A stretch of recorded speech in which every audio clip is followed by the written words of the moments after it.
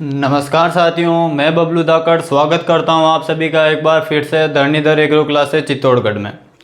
तो साथियों, आज अपन चर्चा करने वाले हैं मृदा विज्ञान के अंदर जो आज का जो लेक्चर होगा वो सॉइल साइंस के अंदर अपना 10वां लेक्चर होगा। आज अपन मृदा विज्ञान के अंदर चर्चा करने वाले हैं, उस टॉपिक का नाम है चट्टानों के बारे में अपन चर्चा करने वाले, यानी कि अपन रॉक्स के बारे में आज संपूर्ण अध्ययन करेंगे कि रॉक्स की परिभाषा क्या होती है, उसका वर्गीकरण क्या होता है और उसके वर्गीकरण के अंदर उनके क्या कैरेक्टर होते हैं, उन सभी के बारे में आज अपन चर्चा करने वाले हैं। तो आइए स्टार्ट करते हैं। आज अपन चट्टानों के बारे में विस्तार से अपन पढ़ते हैं। तो साथियों, आज का जो अपना टॉपिक रहेगा वो रहेगी अपने चट्टानें। चट्टानों को इंग्लिश में रॉक्स बोलते हैं, ठीक है ना। अब अपन बात करें चट्टान की, तो चट्टान की सबसे पहले जो परिभाषा होती है वो क्या होती है। तो चट्टान की परिभाषा होती है एक या एक से अधिक ठोस पदार्थों से मिलकर बना पिंड क्या कहलाता है, अपना चट्टान कहलाता है। तो इसकी परिभाषा हो जाएगी चट्टान की परिभाषा हो जाएगी क्या, एक या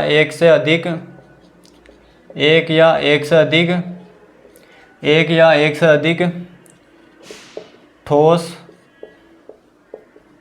पदार्थ से मिलकर बना पिंड, एक या एक से अधिक ठोस पदार्थ से मिलकर बना पिंड चट्टान कहलाता है। क्या कहलाता है? चट्टान कहलाता है। ये तो इसकी परिभाषा होती है। अब इसमें अपने को दो शब्दावली याद रखनी है। एक तो याद रखनी है अपने को क्या, एक तो याद रखनी है पेट्रोलॉजी याद रखना है। एक याद रखना है अपने को पेट्रोग्राफी। ये दो शब्द अपने को इसमें याद रखना है। कौन कौन सा? एक तो याद रखना है साथियों पेट्रोलॉजी याद रखना है और दूसरा याद रखना है अपने को पेट्रोग्राफी याद रखना है। अब अपन जानते हैं क्या, इससे पहले अपन ने बहुत सारे ऐसे शब्द देखे हैं जिनके पीछे लॉजी लगा हो, जैसे अपन ने पेडोलॉजी के बारे में देखा, इडेपोलॉजी के बारे में भी देखा था अपन ने, और कई सारे ऐसे शब्द होते हैं जिनके पीछे लॉजी शब्द लगा होता है। अपन जब जीव विज्ञान या बायोलॉजी के अंदर पढ़ते हैं तो उसमें भी कई सारे ऐसे शब्दावलियाँ आती है जिसके अंदर पीछे लॉजी लगा हुआ है। जैसे अपने पोमोलॉजी हो गया, इसके अलावा अपना जूलॉजी हो गया। तो ऐसे कई सारे शब्द हैं जिनके पीछे क्या लगा होता है, लॉजी लगा होता है। तो लॉजी का जो शाब्दिक अर्थ निकलता है वो अपन निकालते हैं, लॉजी का अर्थ निकालते हैं लोगस, और लोगस का अर्थ होता है क्या, स्टडी। तो पेट्रो का इन दोनों में अर्थ हो जाएगा। पेट्रो का तो अर्थ हो जाएगा इसमें क्या, चट्टान। पेट्रो का तो अर्थ क्या होता है, चट्टान होता है। और लॉजी का अर्थ क्या होता है, स्टडी होता है या अध्ययन करना होता है, ठीक है। और ग्राफी का अर्थ होता है बाह्य आकारिकी का, उसमें क्या करता है, वर्णन करते हैं। जैसे अपन मान लीजिए अगर कोई भी अपन ग्राफिक्स तैयार करते हैं तो उसमें क्या करते हैं, केवल बाहरी चीज़ों का अपन उसके बारे में देखते हैं कि कैसे उसको ग्राफिक्स अपने को बनाना होता है, ठीक है ना। तो ग्राफिक का अर्थ हो जाएगा क्या, बाह्य आकारी का अध्ययन करना। तो इसमें दो शब्द याद रखना, एक तो याद रखना अपने को पेट्रोलॉजी और दूसरा याद रखना पेट्रोग्राफी। अगर पेट्रोलॉजी आता है तो इसमें क्या हो जाएगा, इसमें क्या किया जाता है, तो इसमें किया जाता है चट्टानों का अध्ययन किया जाता है। चट्टानों का अध्ययन किस में किया जाता है, तो चट्टानों का अध्ययन पेट्रोलॉजी में किया जाता है, ये अपने को याद रखना है। और पेट्रोग्राफ की बात करें, पेट्रोग्राफ में हो जाएगा चट्टानों का वर्णन। चट्टानों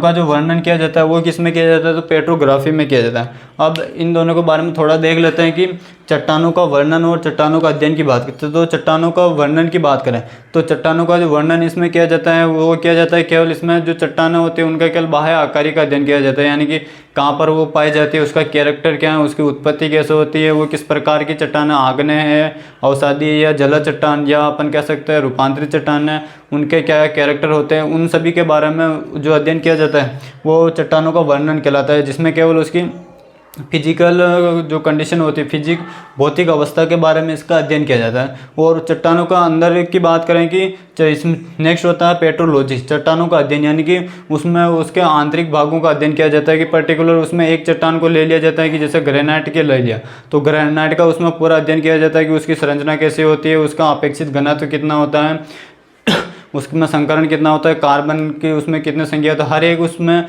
छोटी से छोटी चीज़, बारीक से बारीक चीज़ का उसमें अध्ययन किया जाता है। तो वो तो होता है पेट्रोलॉजी। और अगर सभी का तो तुलनात्मक अध्ययन किया जाता है, सभी को एक साथ में लेकर अध्ययन किया जाता है कि कहाँ पर किस प्रकार की चट्टान है, उसकी उत्पत्ति कैसे हुई, गोंडवाना लैंड से हुई, अंगारा लैंड से हुई या तैतीस सागर से हुई, तो उसके बारे में जो अध्ययन किया जाता है उसे अपन चट्टानों का वर्णन कहते हैं उसमें, ठीक है ना। तो इन दोनों शब्दों को अपने को याद रखना है। अब अपन आगे बढ़ते हैं कि दोनों शब्द अपने को याद रखने कौन कौन से, एक तो पेट्रोलॉजी और पेट्रोग्राफी अपने को दोनों को याद रखना है। अब बात करते हैं अपन चट्टानों का वर्गीकरण की बात करते हैं कि चट्टानों का वर्गीकरण कितने भागों में किया गया है उनके बारे में अपन देखते हैं। तो जो चट्टानों का जो वर्गीकरण है, चट्टानों का जो वर्गीकरण है वो अपन देखते हैं। जो चट्टानों का वर्गीकरण है वो कितने भागों में किया गया, 3 भागों में किया गया। कौन कौन से, पहला तो किया गया आग्नेय चट्टान। आग्नेय चट्टान फर्स्ट हो जाएगा, क्या अपने हो जाएगा आग्नेय चट्टान। नंबर सेकंड की बात करें तो नंबर सेकंड होगा अपने जो वो हो जाएगा अपने अवसादी चट्टान, इसी को बोलते हैं जलज चट्टान। और इसी का दूसरा नाम होता है क्या, इसका दूसरा नाम होता है अपने पातालिक चट्टान।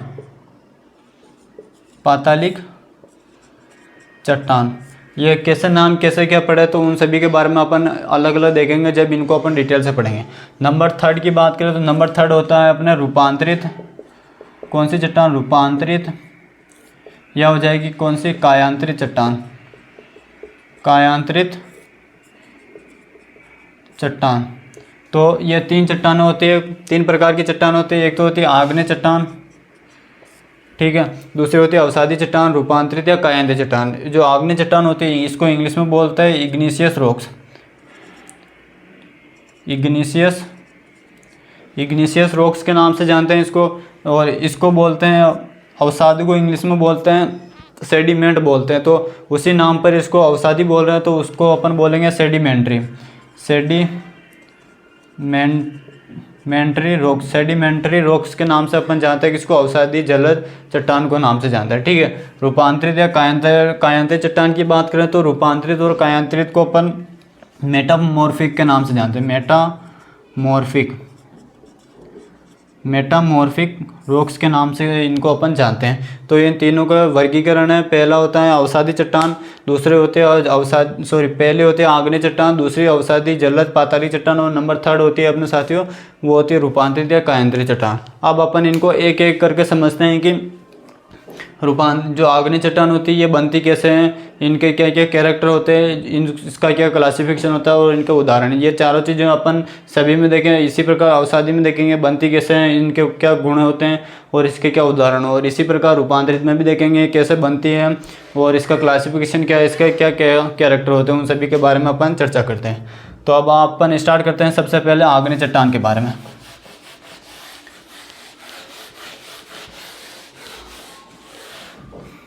तो जो अपना जो पहली चट्टान होगी वो हो जाएगी अपने कौन सी, आग्नेय चट्टान, या इसको इंग्लिश में बोलते हैं क्या, इग्निशियस रॉक। आग्नेय चट्टान या इग्निशियस रॉक के नाम से इसको अपन जानते हैं। तो इसके अपन विषय सबसे पहले इसकी परिभाषा की बात करें तो परिभाषा क्या होती है, तो इसकी परिभाषा ये होती है कि जो ज्वालामुखी या मैग्मा या लावा होते हैं उससे जो निर्मित जो चट्टान होती है उसे अपन क्या कहते हैं, आग्नेय चट्टान कहते हैं। तो इसकी परिभाषा हो जाएगी लावा से निर्मित चट्टान। लावा को बोलते हैं मैग्मा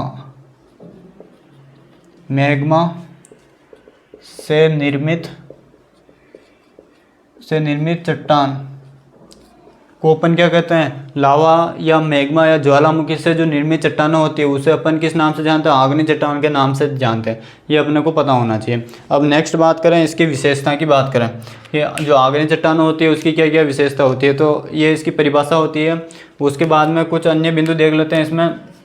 जो ये आग्नेय चट्टान होती है, आग्नेय चट्टान को क्या कहा जाता है, आग्नेय चट्टान होती है इनको अपन प्राथमिक चट्टान या अन्य चट्टानों की जन्मदात्री माना जाता है इन्हें।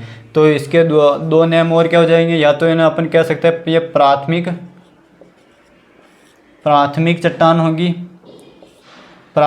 होगी, या इन्हें अपन कह सकते हैं कि अन्य चट्टानों की जन्मदात्री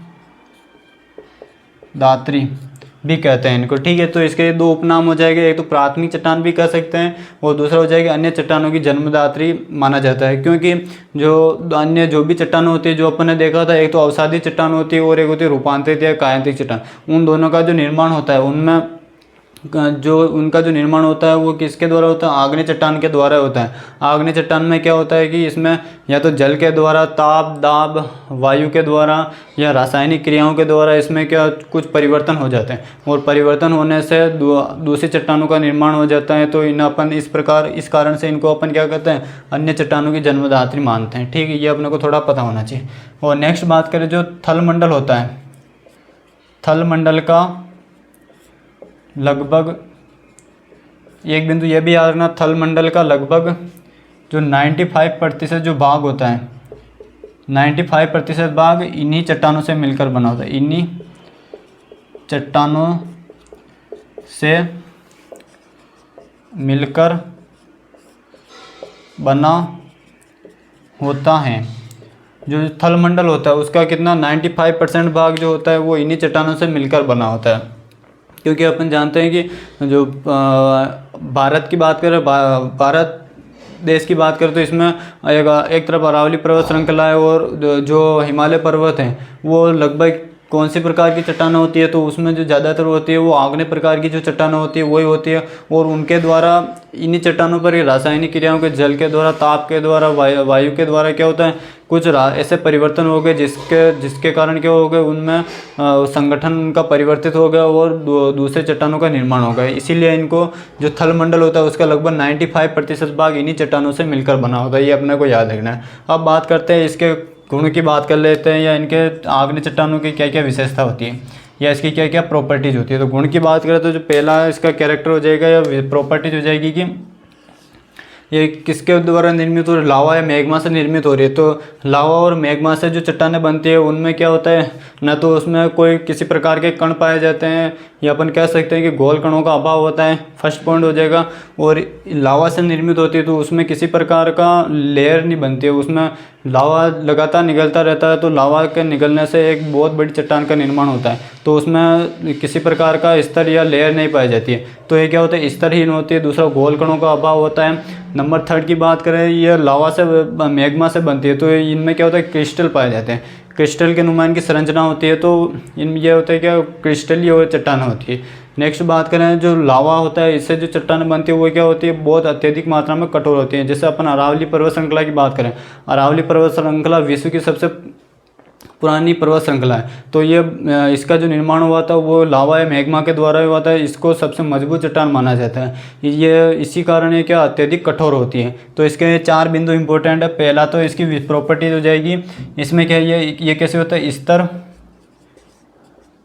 फर्स्ट तो ये स्तरहीन होते हैं। दूसरा हो जाएगा क्या, गोल, इसमें क्या होता है, गोल कणों का, नंबर सेकंड पॉइंट हो जाएगा गोल कणों का अभाव होता है।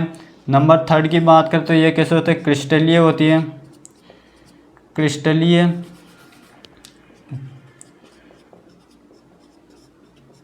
ये कैसे होती है, क्रिस्टलीय होती है।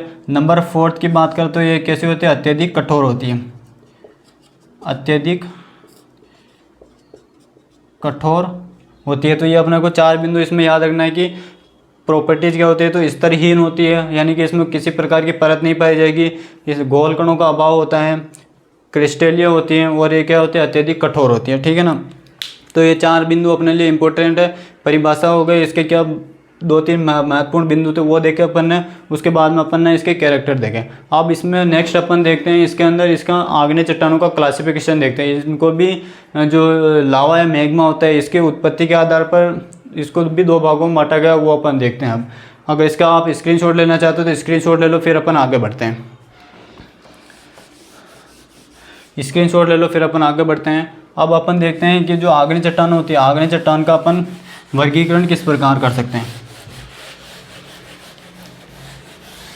तो जो आग्नेय चट्टानों का जो वर्गीकरण किया गया, वो आग्नेय चट्टान का वर्गीकरण किसके आधार पर किया गया, तो जो लावा मैग्मा जो ज्वालामुखी होता है उसकी उत्पत्ति कैसे हो रही है। यानी कि अगर उसकी उत्पत्ति की बात करें तो ये मान लीजिए जैसे अपने ये क्या होती है, पृथ्वी है। ये अपनी पृथ्वी है, गोल है, ठीक है। और इसका ये भूगर्भ बिंदु जो इसके बीच में क्या मैग्मा पड़ा हुआ है, या ये क्या इसका ये ज्वालामुखी अंदर की तरफ पृथ्वी के अंदर क्या है ज्वालामुखी है, ठीक है। और ये तो हो गए इसके अर्थ क्रस्ट हो गए, और इसके चारों तरफ कुछ परतें और पाई जाती हैं, उनके बारे में फ़िलहाल कभी अपन दूसरी क्लास में देखेंगे। ये जो रेड कलर का ये क्या हो जाएगा अपने लावा हो जाएगा, और ये पृथ्वी की क्या है सतह होगी। अगर ये जो लावा ये पृथ्वी से बाहर निकलता है, पृथ्वी के जो भूगर्भ होता है उससे बाहर निकलता है, अगर बाहर निकलता है, बाहर निकलने के बाद में क्या होता है, अगर बाहर निकलता है वो ये लावा होता है जो पिघलने के बाद में ठंडा होकर किसका निर्माण कर दे, चट्टान का निर्माण कर दे। ये पृथ्वी के बाहर आ गया, और बाहर आने के बाद में यहाँ पर किसका निर्माण कर दिया, इसने चट्टान का निर्माण कर दिया। इस प्रकार इसने चट्टान का निर्माण कर दिया, इस प्रकार इसने चट्टान का निर्माण कर दिया। अगर जो लावा होता है वो भूगर्भ से निकलकर पृथ्वी की बाह्य सतह पर आकर अगर चट्टान का निर्माण करता है, तो इस प्रकार की चट्टान को अपन बाह्य आग्नेय चट्टान के नाम से जानते हैं, ठीक है। और अगर ये का ये जो लावा होता है ये पृथ्वी के बाहर नहीं निकले और पृथ्वी के या अभी कहाँ पर पड़ा हुआ, तो मेन सेंटर में पड़ा हुआ, और ये मेन सेंटर से निकलकर पृथ्वी की आंतरिक सतह होती है। ये पृथ्वी की क्या है, ये पूरी पृथ्वी की क्या हो गई, आंतरिक सतह हो गई, ठीक है ना। अगर बाहर आकर चट्टान का निर्माण कर रहा है तो उसे तो अपन बाह्य आग्नेय चट्टान कहेंगे। और ये पृथ्वी की ये सतह होती है, और सतह के अंदर की तरफ क्या होता है, अंदर की तरफ ये लावा होता है जो पिघलकर ठंडा होकर किसका निर्माण कर देता है, चट्टान का निर्माण कर देता है अंदर की तरफ। तो इस प्रकार की जो चट्टान होती है उन्हें अपन आंतरिक आग्नेय चट्टान के नाम से जानते हैं। तो अगर बाहर की तरफ अगर निर्माण कर रहा है, अगर बाहर की तरफ निर्माण कर रहा है तो इसको तो अपन बोलेंगे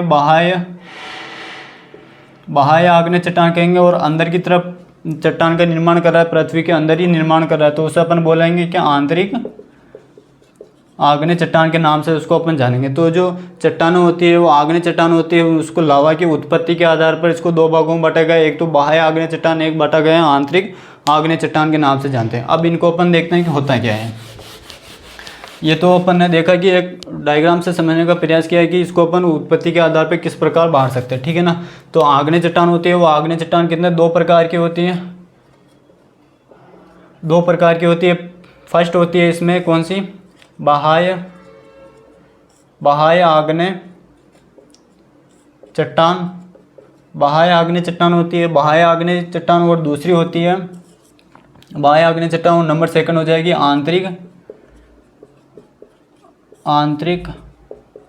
आग्नेय, बाह्य आग्नेय चट्टान और आंतरिक आग्नेय चट्टान। जो बाह्य आग्नेय चट्टान होती है इसको इंग्लिश में क्या कहते हैं, तो इसको इंग्लिश में बोलते हैं क्या अपने वोल्केनिक, या इसी को दूसरा बोलते हैं क्या, एक्सट्रेसिव रॉक्स के नाम से जानते हैं। तो पहला तो हो जाएगा वोल्केनिक, और दूसरा हो जाएगा, इसी को इंग्लिश में बोलते हैं क्या, एक्सट्रेसिव के नाम से जानते हैं। आंतरिक चट्टान की बात करें तो इसको इंग्लिश में बोलते हैं क्या, एक तो बोलते हैं प्लूटोनिक रॉक्स, और इसी का दूसरा नाम एक और होता है क्या, इंट्रेसिव क्या होता है, इंट्रेसिव। तो दो नाम कौन कौन से होते हैं, एक तो होता है अपना वोल्केनिक हो जाएगा, और दूसरा हो जाएगा इसका एक्सट्रेसिव हो जाएगा। इसी प्रकार आंतरिक आग्नेय चट्टान की बात करें तो प्लूटोनिक और हो जाएगा, दूसरा हो जाएगा इंट्रेसिव। तो ये अपने को थोड़ा पता होना चाहिए। नेक्स्ट बात करते हैं हम, जो बाह्य आग्नेय चट्टान होती है और जो आंतरिक आग्नेय चट्टान होती है, इनका निर्माण कैसा हुआ, तो इसका जो निर्माण होता है वो कैसे होता है, तो लावा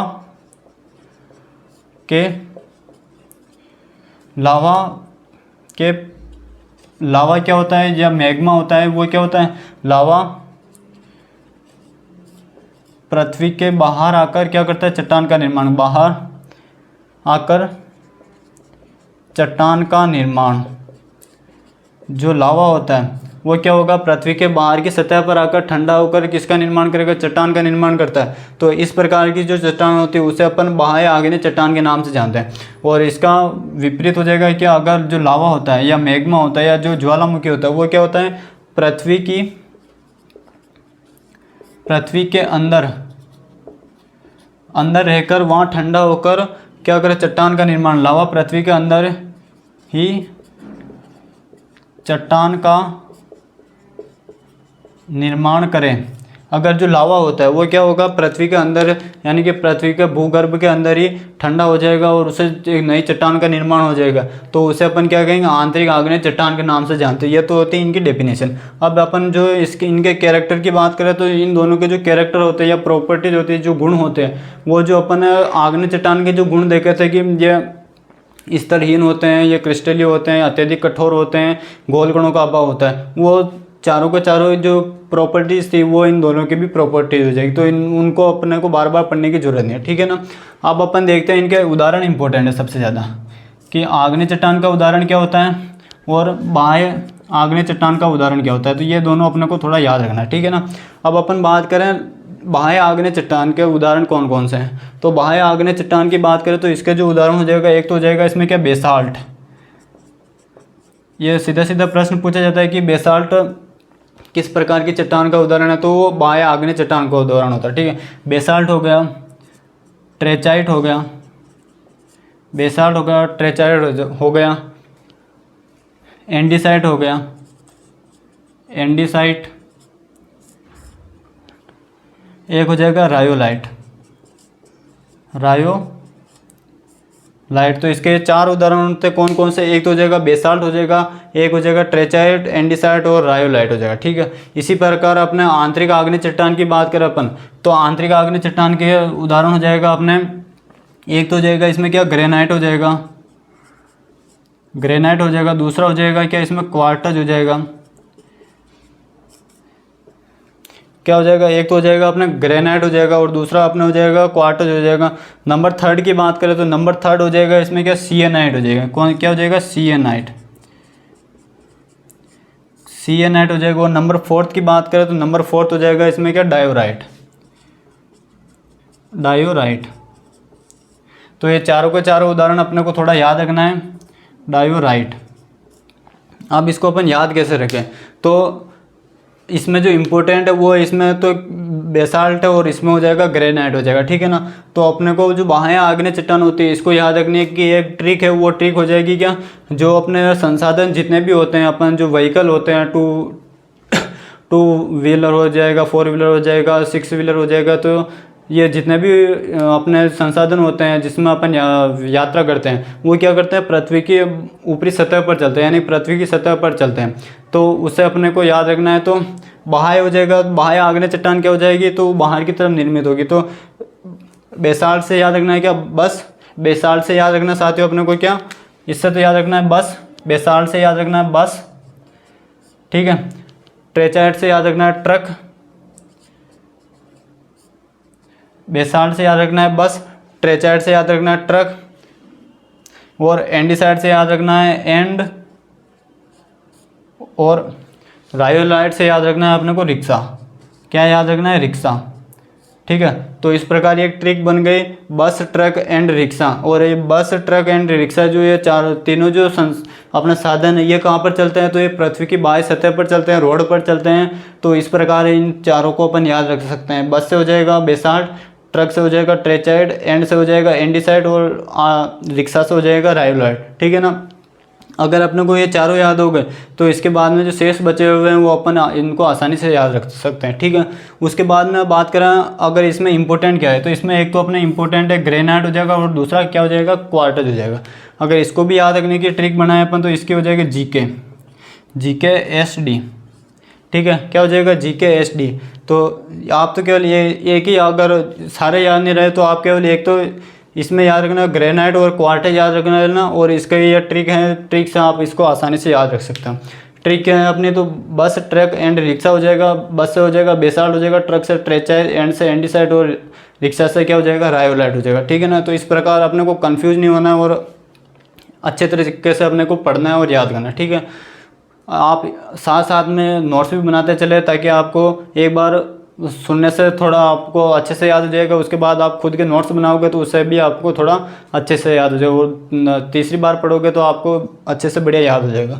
नेक्स्ट अपन बढ़ते हैं। अब अगर आप इसका स्क्रीनशॉट लेना चाहते हो तो स्क्रीनशॉट ले लो, फिर अपन आगे की तरफ बढ़ते हैं। अब इसी में आग्नेय चट्टान को तो अपन दो प्रकार से देखा था। अपन ने किसके आधार पर देखा था, ये देखा था अपन ने जो लावा होता है या मैग्मा होता है, लावा की उत्पत्ति के आधार पर। लावा की उत्पत्ति के आधार पर अपन ने क्या देखा, आग्नेय चट्टान है, इनको दो भागों में देखा था, बाह्य आग्नेय चट्टान और आंतरिक आग्नेय चट्टान। अब क्या होता है इसमें, क्या होता है ज़्यादा सिलिका पाया जाता है, तो सिलिका की मात्रा के आधार पर जो आग्नेय चट्टान होती है इनको अपन 3 भागों में पढ़ेंगे। तो आग्नेय चट्टान को अगर आपसे क्लासिफिकेशन पूछे तो 2 क्लासिफिकेशन होगा इसका। एक तो होगा किसकी मात्रा का उत्पत्ति के आधार पर, लावा की उत्पत्ति के आधार पर, दूसरा हो जाएगा सिलिका की मात्रा के आधार पर। तो उनको अपन देखते हैं, तो इसका स्क्रीनशॉट ले लो आप, फिर अपन आगे बढ़ते हैं।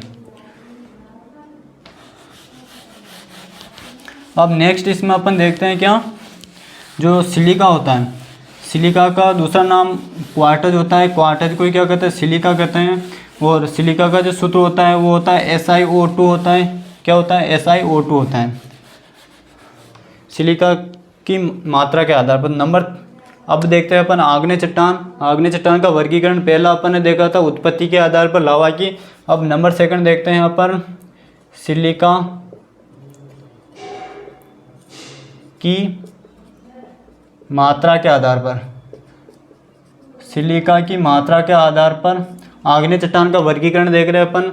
अब जो सिलिका होता है इसका सूत्र क्या होता है, तो इसका सूत्र होता है SiO2 होता है। क्या होता है, SiO2 होता है। सिलिका की कुछ बात कर लेते हैं अपन। जो सिलिका होता है ये किसका निर्माण करता है, तो रेत का निर्माण करता है। तो अल्टीमेटली अपन कह सकते हैं कि सिलिका को अपन क्वार्टज भी कह सकते हैं, रेत भी कह सकते हैं, और अपन इसको जो इसका सूत्र होता है वो SiO2 होता है। जो सिलिका होता है, सिलिका का जो मेन काम होता है वो क्या होता है, सिलिका एक सेमीकंडक्टर होता है जिसका अपन यूज़ किस में करते हैं, अपन जो सोलर पैनल होता है, सोलर पैनल में जो सोलर सेल बनाए जाते हैं, सोलर सेल बनाने के लिए जो अपन जो काम में लेते हैं वो लेते हैं अपन सिलिका को ही काम में लेते हैं। इसमें SiO2 सिलिका से सिलिकॉन को अलग कैसे किया जाता है, तो सिलिका से सिलिकॉन को अलग करने के लिए इसको रेत को होती है जो कोयले के साथ में लगभग 2000 डिग्री टेम्परेचर तक गर्म किया जाता है, जिससे क्या हो जाता है सिलिकॉन अलग हो जाता है। उसके बाद में उसको पृथक करके प्रोसेसिंग करके उसको अपन सोलर सेल बनाने के लिए काम में लेते हैं। वो कभी अपन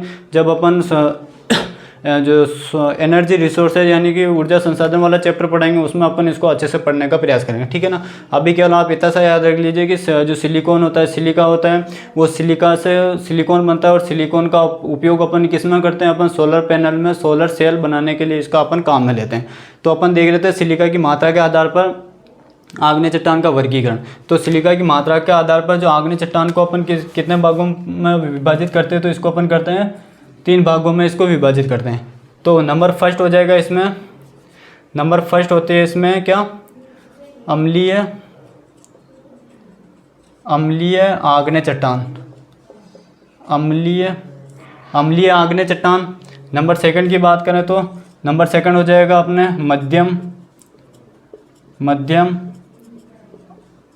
आग्नेय चट्टान, मध्यम आग्नेय चट्टान। नंबर थर्ड की बात करें तो नंबर थर्ड हो जाएगा अपना, तो नंबर थर्ड क्या हो जाएगा, तो नंबर थर्ड हो जाएगा भास्मिक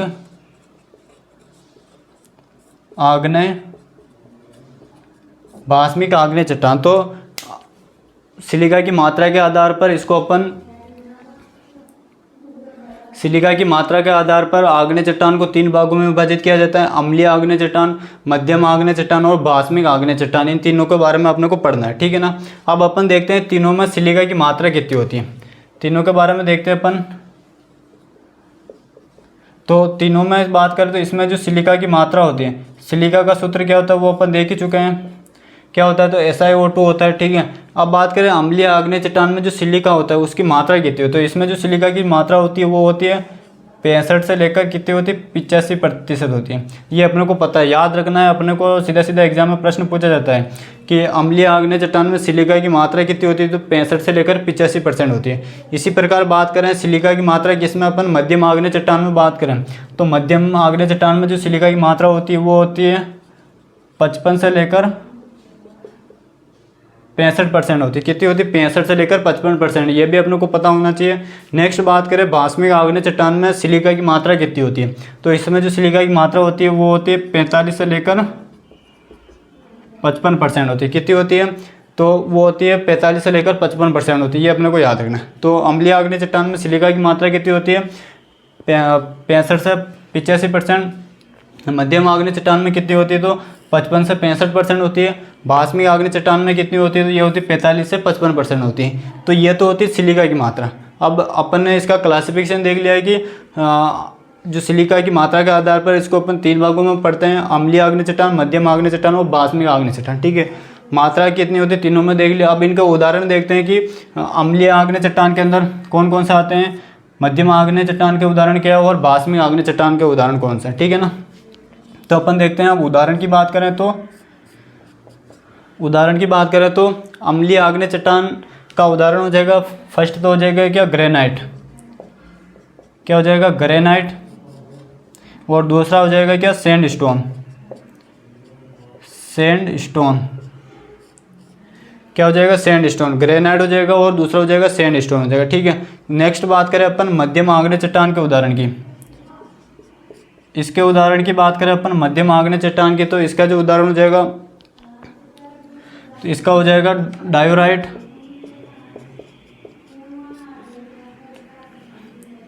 और दूसरा हो जाएगा क्या, एंडीसाइट। दो उदाहरण हो जाएगा, कौन कौन सा, एक तो हो जाएगा डायोराइट और हो गया एंडीसाइट हो जाएगा। ठीक है, इसी प्रकार अपन बात करें इसके उदाहरण की बात करें अपन, तो इसका उदाहरण क्या हो जाएगा कि एक तो हो जाएगा इसमें बेसाल्ट। क्या हो जाएगा, बेसाल्ट हो जाएगा। और नंबर सेकंड की बात करें तो नंबर सेकंड हो जाएगा लाइम स्टोन हो जाएगा। क्या हो जाएगा,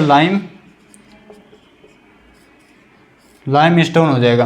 तो ये 6 के 6 जो एग्जाम्पल है, ये अपने 6 के 6 एग्जाम्पल उदाहरण है कौन कौन से। अम्लीय आग्नेय चट्टान की बात करें तो इसका एक उदाहरण हो जाएगा ग्रेनाइट हो जाएगा और दूसरा हो जाएगा सैंडस्टोन हो जाएगा। ठीक है, इसी प्रकार बात करें मध्यम आग्नेय चट्टान में, एक तो हो जाएगा अपना डायोराइट हो जाएगा और हो जाएगा एंडीसाइट हो जाएगा और इसमें हो जाएगा बेसाल्ट हो जाएगा और एक हो जाएगा लाइम स्टोन हो जाएगा। अब इसमें अपने उदाहरण एक मोस्ट कौन सा है। ठीक है ना, तो एग्जाम में पूछा जाता है कि जो ग्रेनाइट होता है, ग्रेनाइट की प्रकृति किस प्रकार की होती है। जो ये एक तो अपने क्या हो जाएगा, ग्रेनाइट इंपॉर्टेंट है, सीधा सीधा एग्जाम में प्रश्न पूछा जाता है कि ग्रेनाइट की प्रकृति कैसी होती है। जो ग्रेनाइट की प्रकृति होती है वो कैसी होती है, अम्लीय होती है। तो अम्लीय होता है तो ये इसकी प्रकृति कैसी होती है, अम्लीय होती है। और ये ज़्यादातर कहाँ पर पाया जाती है, पहाड़ी क्षेत्रों में पाया जाता है ग्रेनाइट। ठीक है, इसी प्रकार अपन बात करें जो बेसाल्ट होता है, इसके अभी ये प्रश्न पूछा जाता है कि बेसाल्ट की प्रकृति कैसी होती है। तो बेसाल्ट की प्रकृति कैसी होती है, भास्मिक होती है, यानी कि ये कैसा होता है, क्षारीय प्रकृति का होता है। अब अपन कैसे याद रखें, तो बेसाल्ट को अपन इंग्लिश में कैसे लिखते हैं, तो इसको लिखते हैं बेसाल्ट। क्या कैसे लिखते हैं, बेसाल्ट लिखते हैं।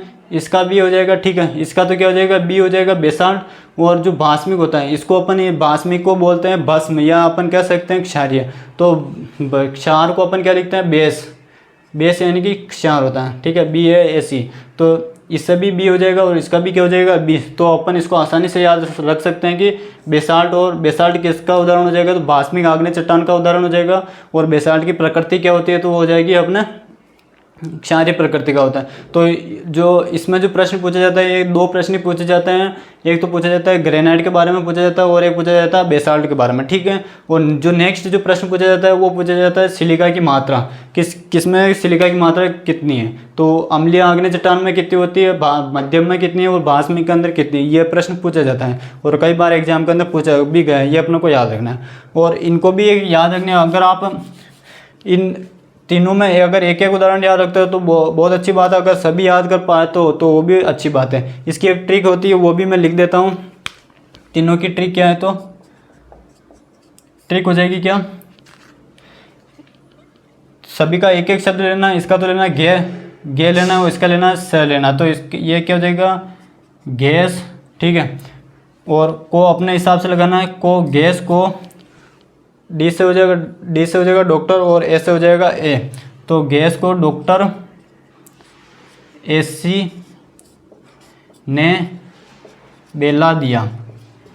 गैस को डॉक्टर AC ने क्या किया, बेला दिया। ठीक है ना, गैस से क्या हो जाएगा, ग्रेनाइट हो जाएगा, सैंडस्टोन हो जाएगा। तो ये अम्लीय आग्नेय चट्टान के 2 उदाहरण हो जाएगा। डा से क्या हो जाएगा, डायोराइट, और ए से हो जाएगा एंडीसाइट, 2 उदाहरण इसका होगा। और बे से हो जाएगा बेसाल्ट और ला से हो जाएगा लाइमस्टोन। ठीक है, बाकी को और ने और दिया ये अपने हिसाब से अपन लगाएंगे। ठीक है ना, अगर ये ट्रिक याद भी नहीं हो आपको तो आप तो केवल एक तो ग्रेनाइट का याद रख लेना और एक बेसाल्ट याद रखना। ठीक है, और इससे कोई क्वेश्चन नहीं पूछेगा। ज़्यादातर जो क्वेश्चन पूछे जाते हैं वो यहीं से पूछे जाते हैं। और आप 2 से 3 बार इसको जब पढ़ोगे तो आपको भी थोड़ा माइंड में अच्छे से याद हो जाएगा कि किसका उदाहरण क्या है, और ट्रिक आप 2 से 3 बार पढ़ोगे तो ये ट्रिक भी आपको याद हो जाएगी। उम्मीद है आप सभी को जो आग्नेय चट्टान होती है उन सभी उसका पूरा क्लासिफिकेशन आपको समझ में आया होगा। तो इसके साथ ही अपने जो चट्टानों के बारे में अपन पढ़ रहे थे, चट्टान में जो फर्स्ट है अपने आग्नेय चट्टान, वो इसी के साथ क्या होती है, कंप्लीट होती है।